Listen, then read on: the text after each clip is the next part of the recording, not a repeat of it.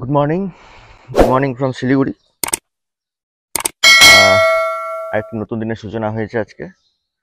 দিনটা খুব একটা ভালো নেই, মেঘ করে রয়েছে, আকাশে মেঘ রয়েছে, বৃষ্টি হতে পারে হয়তো। তো আজকে আমাদের প্ল্যানিং হচ্ছে এখান থেকে শিলারিগাঁও যাওয়ার। তো শিলারিগাঁও যাওয়ার জন্য আমরা একটি ট্যুর অপারেটরের কাছ থেকে বুক করেছি। আমাদের নিজেদের গাড়ি নিয়ে আমরা যাচ্ছি না শিলারিগাঁও, কারণ জুলুক যাওয়ার প্রোগ্রাম রয়েছে। জুলুকে শুনলাম প্রচুর বরফ রয়েছে, তো সে কারণে রিস্ক নেওয়ার সেরকম কোনো দরকার নেই। একজন ভালো ট্যুর অপারেটর পেয়ে গেছি, সে আসবে এখন গাড়ি নিয়ে আসুক, তারপর একসাথে বেরোবো। আমরা সবাই রেডি হয়ে বসে রয়েছি মোটামুটি। আমি জাস্ট ব্লগটা শুরু করার জন্য নিচে আসলাম, এখন আবার উপরে যাব।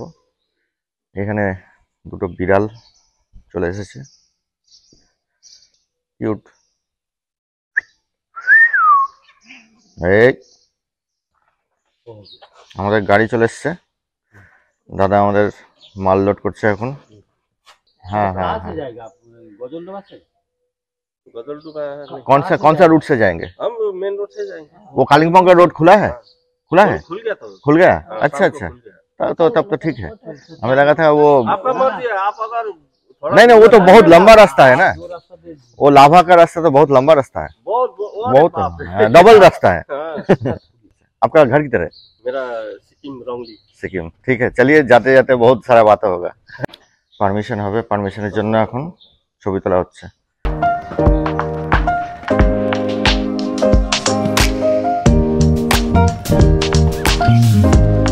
আমাদের জার্নি শুরু হতে চলেছে, সবাই উঠে পড়েছে গাড়িতে।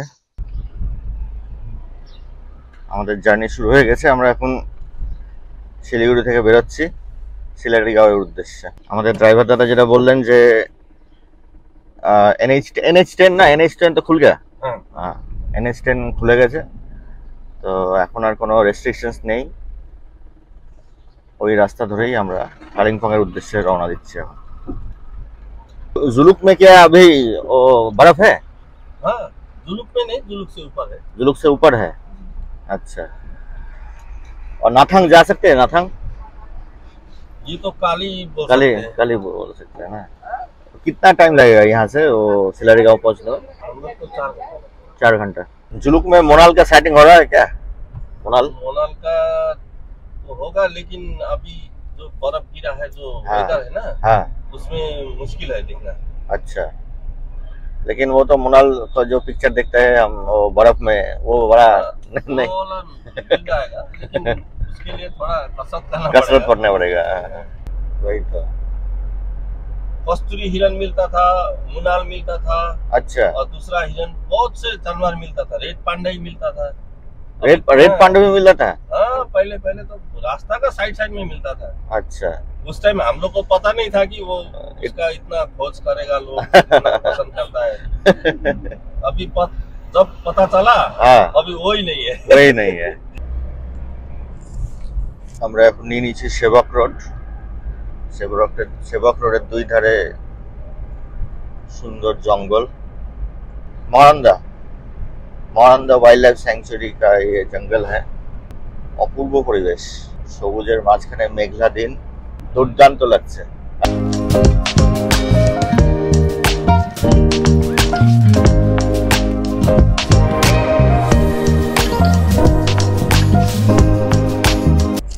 সকাল থেকেই মেঘ মুখ ভার করেছিল, এখন বৃষ্টি পড়তে শুরু হয়ে গেছে অলরেডি। টিপ টিপ করে বৃষ্টি পড়ছে।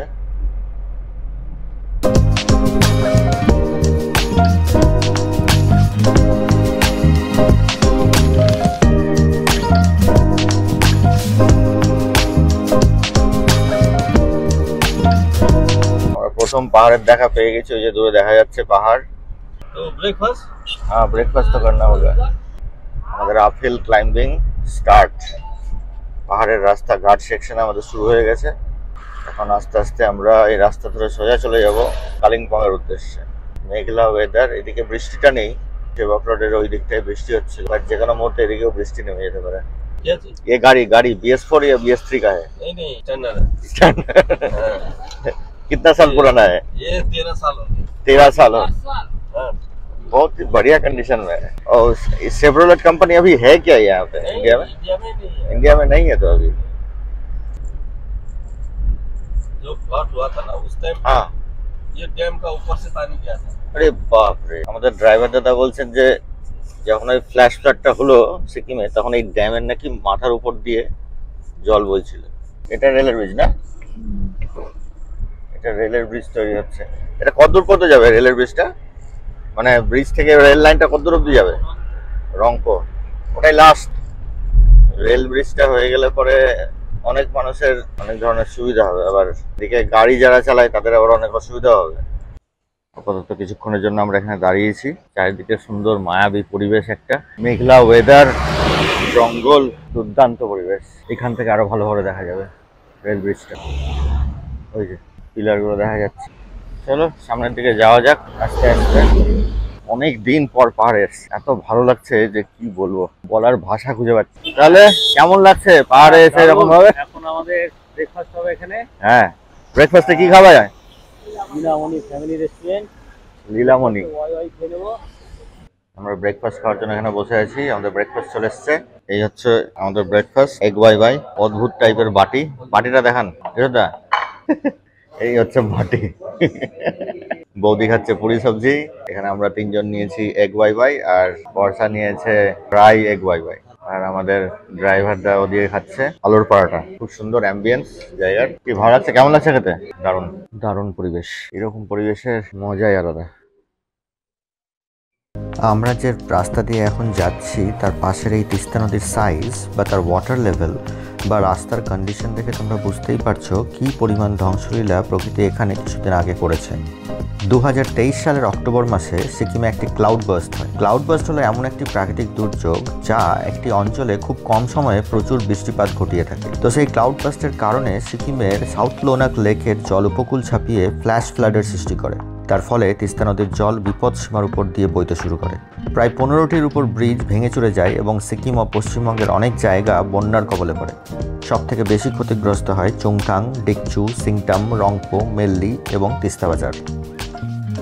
সামনে আমার তিস্তা, উপরে পাহাড়, মিস্টিরিয়াস পাহাড় দেখা যাচ্ছে, সবুজ তিস্তার জল, কি সুন্দর লাগছে দেখতে, বিউটিফুল। এই তিস্তায় কিছুদিন আগে ভয়ঙ্কর রূপ ধারণ করেছে। ওয়াও, ম্যাজিক্যাল মনে হচ্ছে ওই জায়গাটা, বিউটিফুল। এটা একটা ছবি নেওয়া হচ্ছে। সেই, চলো যাওয়া যাক, এখানে বেশিক্ষণ দাঁড়ানো যাবে না। আমরা এখন সেই জাংশনে চলে এসেছি। এর উপর দিয়ে চলে গেলে কালিম্পং, ওই যে লেখা রয়েছে ওয়েলকাম টু কালিম্পং। আর এর নিচ দিয়ে চলে গেল গ্যাংটক। গ্যাংটকের রাস্তা নিতে আমরা উপরের রাস্তা নিয়ে নিলাম। এবার হাইট গেইন হবে, খুব খুব তাড়াতাড়ি হাইট গেইন হবে এবার।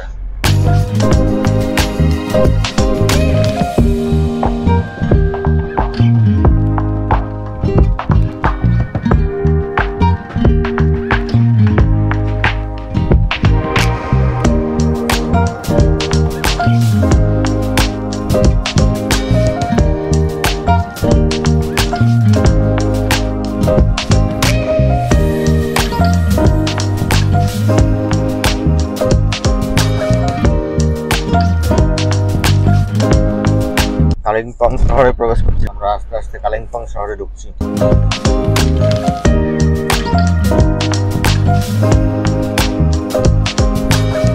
সামনের বোর্ড দেখে তোমরা বুঝতেই পারছো আমরা প্রায় চলেই এসেছি সিলারিগাঁও। এখান থেকে মাত্র আর 10 কিলোমিটার। আমরা সিলারিগাঁওয়ের রাস্তা নিয়ে নিয়েছি। এখানে একটি ফরেস্ট চেকপোস্ট রয়েছে।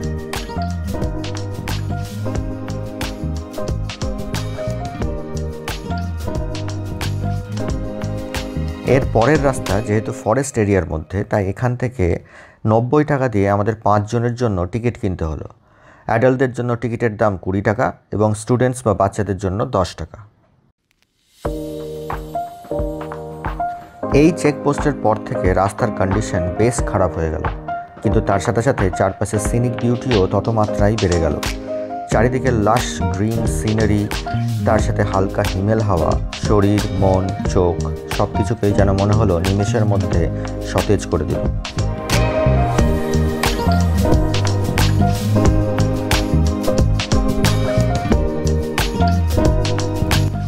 সেই ফরেস্ট চেকপোস্ট থেকে সিলারিগাঁওয়ের দূরত্ব মাত্র 5 কিলোমিটার, তাই খুব অল্প সময়ের মধ্যেই আমরা এসে পৌঁছলাম সিলারিগাঁও। চলো এখানকার নৈসর্গিক দৃশ্য এবং মেঘের আনাগোনা একটি টাইম ল্যাপসের মাধ্যমে এনজয় করি।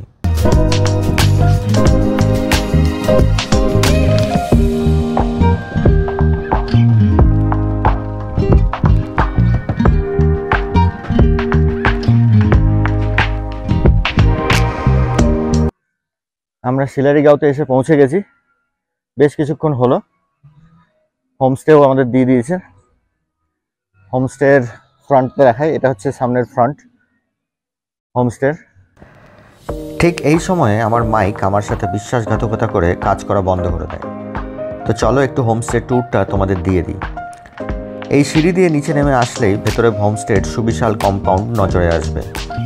এই বিল্ডিংটির নিচের তলাটি কিচেন কাম ডাইনিং স্পেস, আর উপরে কয়েকটি থাকার রুম রয়েছে। এই রুমগুলো অপেক্ষাকৃত নতুন। পাশের এই বিল্ডিংটি অন্য আরেকটি হোমস্টের। আর এই যে সামনের বিল্ডিংটি দেখতে পাচ্ছ, এটি অপেক্ষাকৃত পুরনো, কিন্তু এই বিল্ডিং থেকেই সব থেকে বেশি সুন্দর ভিউ দেখা যায়, তাই আমরা এই বিল্ডিংয়ের দুটো ঘর বেছে নিই। এই হচ্ছে হোমস্টের নাম ও তার কন্ট্যাক্ট নাম্বার। তোমরা যদি এখানে আসতে চাও তো ডাইরেক্ট ওনারের সাথে কথা বলে বুকিং করতে পারো। আমি কন্ট্যাক্ট নাম্বার ডেসক্রিপশন বক্সে দিয়ে দেব। এখানে হোমস্টেরই 3-4টে পুটকে খেলা করছিল, সো কিউট।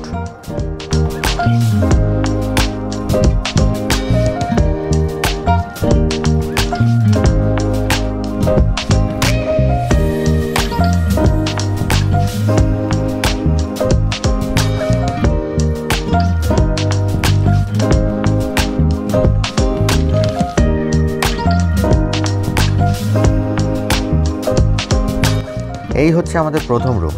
এখানে কিশোরদা উইথ ফ্যামিলি থাকবে। দুটো বড় বড় ডাবল বেড ও তার সাথে ওয়েল ফার্নিশড বাথরুম, গিজারও আছে।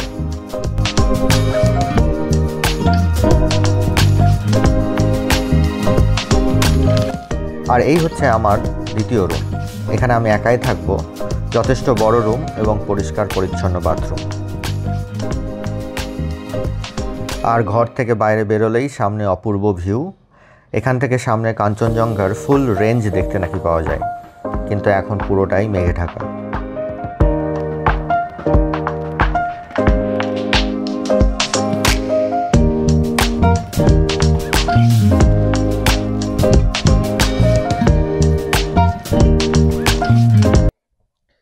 Good evening from Sillerygaon. আমরা এখন রয়েছি সিলারিগাঁওতে। এখন বাজে কটা?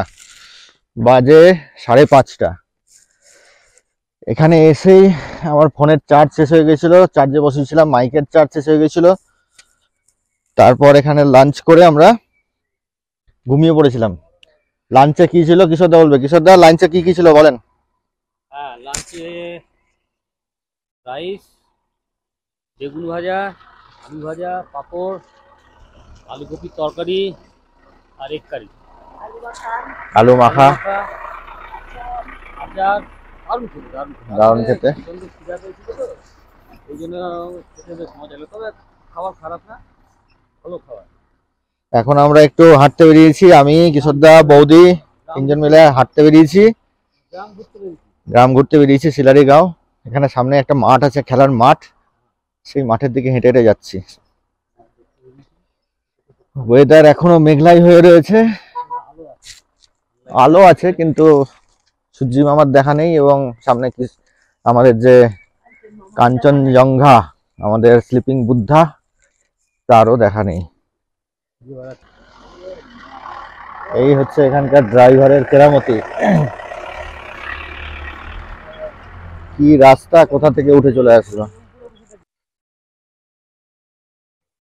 এই যে ফুলগুলো কাছ থেকে দেখাই, এইরকম দেখতে।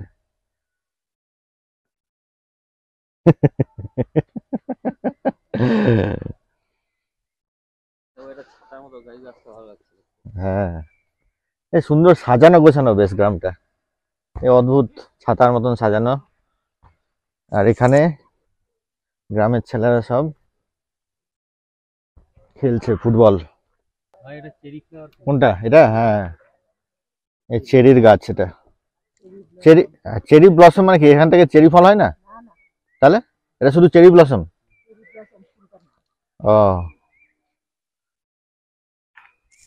এখান থেকে কিন্তু দারুণ লাগছে উপরটা, হ্যাঁ সেই লাগছে কিন্তু, দুর্দান্ত।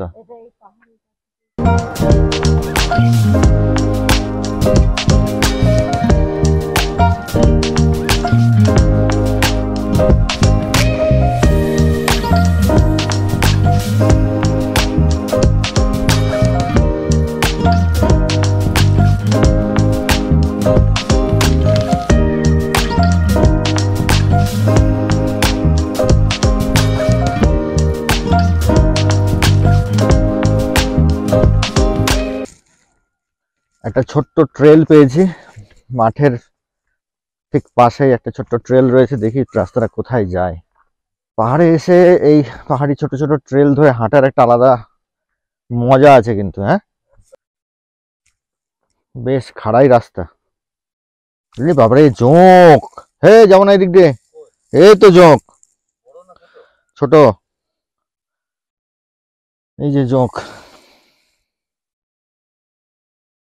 এই যে নড়ছে। এইটুকুনটা উঠতেই হাঁপিয়ে গেলাম।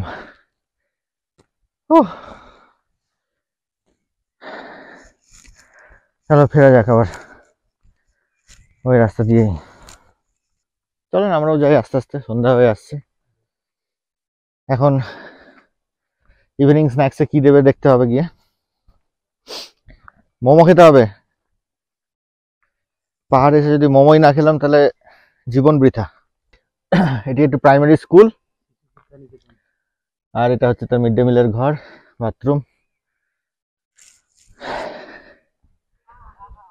সবকিছুই কিরকম যেন ছবির মতন সাজানো। হ্যাঁ, রামসাঙ্গারি শিশু শিক্ষা কেন্দ্র। এই যে এখানকার হোমস্টের রেট কি শুনলেন জানো? হ্যাঁ 1000 টাকা পার হেড পার ডে, 1000 টাকা উইথ ফুডিং অ্যান্ড লজিং না? তো আপনারা যারা এখানে আসবেন তারা আমাদের হোমস্টের নাম এবং তার ফোন নাম্বার আমি দেখিয়ে দিয়েছি, এছাড়াও আমি ডেসক্রিপশন বক্সে দিয়ে দেবো, যোগাযোগ করে এখানে আসতে পারেন। খুব কম খরচায় বেশ সুন্দর থাকার জায়গা। চলো এবার ঘরে ফেরা যাক। একটা দারুণ জিনিস দেখতে পেয়েছি, তোমাদের দেখাচ্ছি। এই যে পাথরের দেয়ালে কি সুন্দর সব রং বেরঙের ফুল হয়েছে, সব দেয়াল থেকে বেরিয়ে এসছে। কালার কি ভাইব্রেন্ট কালার একদম। আমাদের প্লেনে এই সমস্ত কালার জীবনেও হবে না। হবে ঠান্ডা এবং তার সাথে pollution free, dust free atmosphere না থাকলে এগুলো হবে না। এই যে একটা কুকুর, পাহাড়ি কুকুর, কি সুন্দর দেখতে, বাচ্চারা খেলা করছে। ওই যে ওদিকে একটা পুচকে, এদিকে একটা পুচকে, এখানে দুটো পুচকে লুকোচুরি খেলছে বোধহয়। নাইট সাফারিতে বেরিয়েছি আমরা এখন, রাতের অন্ধকারে সিলারি খাওয়াতে আমি আর কিশোরদা হাঁটতে বেরিয়েছি। চারিদিক ঘুটঘুটে অন্ধকার, ঘুরঘুরটি অন্ধকার, তার মধ্যে আমরা এগিয়ে চলেছি। আর আমরা প্রত্যেকবারই কিন্তু ট্রিপে এসে একবার এই অন্ধকার পাহাড়ের মধ্যে আমরা হাঁটতে বেরোই, এটা আমাদের একটা ট্র্যাডিশন বলতে গেলে। এই অন্ধকারটা ফিল করার মধ্যে একটা আলাদা ব্যাপার রয়েছে। আলো যেমন সবাই পছন্দ করে, অন্ধকারকে সবাই পছন্দ করে না, কিন্তু এই অন্ধকারও আমাদের জীবনে অনেকখানি দরকার, তাই না? অন্ধকার না হলে মানুষ কিন্তু আলোর পথে যেতে পারবে না। এই যেদিকে সেই হোমস্টেস গুলো এদিকে রয়েছে, এটা দেখা যাচ্ছে দিকটায়। আমাদের এখানে কিছু রাস্তার কাজ করছেন, এরকম দাদাদের সাথে দেখা হয়েছে, ওনারা বলছেন এখানে জলের নাকি খুব সমস্যা, মাঝে মধ্যে নাকি ল্যাট্রিন যেতে গেলেও জলের বোতল কিনে নিয়ে যেতে হয়, এত জলের সমস্যা যায়। এই জলের সমস্যার জন্য রাস্তার কাজ আটকে পড়ে আছে। এই যে সেই দাদারা সামনে দিয়ে যাচ্ছে, ওনারা ঘরে যাচ্ছেন। দাদারা চলে গেল নিজেদের ঘরে, আমরাও আর বেশি দূর যাবো না। বলছে নাকি এখানে লেপার্ড রয়েছে, লেপার্ডও বেরোয়, হরিণ মাঝে মধ্যে বেরিয়ে যায়। কিরকম অন্ধকার চারিদিকে রয়েছে সেটা বোঝানোর জন্য ফ্ল্যাশ ছাড়াই ভিডিওটা অন করলাম। ওই যে দূরে যারা রাস্তার কাজ করছে তাদের টর্চের আলো পাওয়া যাচ্ছে, আর এদিকটা পুরোপুরি অন্ধকার, একদম ঘুটঘুটে কালো, কিচ্ছু দেখা যাচ্ছে না, নাথিং। একটা গাড়ি আসছে, গাড়ির আলোতে একটা রিয়েল টাইম বোঝা যাবে যখন আলোটা পড়বে যে কিরকম অন্ধকার রয়েছে। গাড়িটা আসছে, গাড়ির আলোতে, হেডলাইটের আলোতে রাস্তা আলোকিত হচ্ছে। কি অন্ধকার! এই গাড়িটা চলে গেলেই পুরো আবার অন্ধকারে নিমজ্জিত হবে জায়গাটা। এই অন্ধকারের ফিলটাই আলাদা। যাই হোক, আমাদের নাইট সাফারি আপাতত আজকে এত দূরই থাক, কারণ এখানকার লোকাল যারা রয়েছে, যারা রাস্তার কাজ করছে, তারা বলছে এখানে নাকি লেপার্ডও রয়েছে আর হরিণও মাঝে মধ্যে বেরোয়। তাই ঘরে ফিরে যেতে বলছে আমাদের। বেশি দূর না, কিছুটা এসেছিলাম আমরা, মাত্র 500 মিটার মতন। তাতেই যা এক্সপিরিয়েন্স, অসাম এক্সপিরিয়েন্স। আমরা চলে এসেছি আমাদের হোমস্টেতে। এখানে পুটকেটা খেলছে, ঝাঁটা নিয়ে বল খেলছে।